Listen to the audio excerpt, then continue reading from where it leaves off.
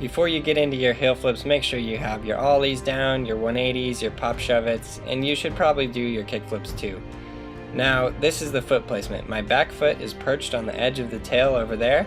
I like to keep it to the side because it tends to balance things out. And my front foot is just hanging off. My big toe is just hanging off, and you can see it's a little slanted on the front of the board as well.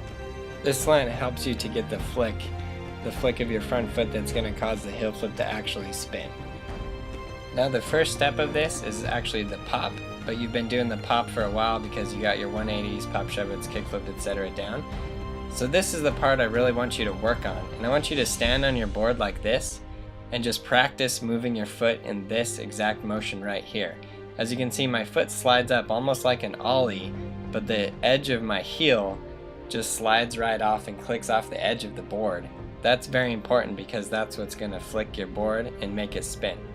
So just stand there and just practice that motion for a while. The more you practice, the more you'll get it down, and then once you go to put everything together, it'll just be that much easier.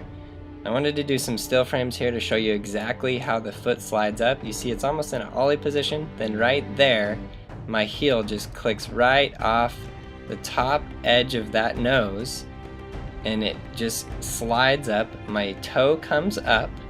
Notice, just like the kickflip, it is an upward motion. It is not a downward motion. It is just like an ollie slides up, the kickflip slides up, the heel flip slides up the exact same way. And then your board spins, you catch it with your back foot and land. The heel flip is very similar to the kickflip. It's just a different part of your foot sliding off and flicking the board, causing it to flip. It goes in the opposite direction, of course. You catch it with your back foot and then just put your legs down and land. This one is going to require some practice, and it does take a little while. Sometimes people have an easier time with this than kickflips, so they learn the heel flips first. I actually learned heel flips first, believe it or not.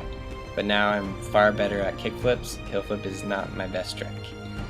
So you can see, again, the heel flipping right off the front edge of the board, and then the back foot catches it.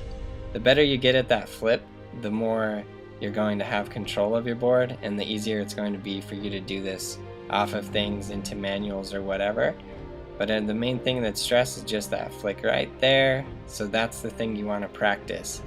And keep in mind, again, both feet are always above the board, so if one of your feet is going below the board, you're doing something wrong. Your flick is wrong, you're not committing.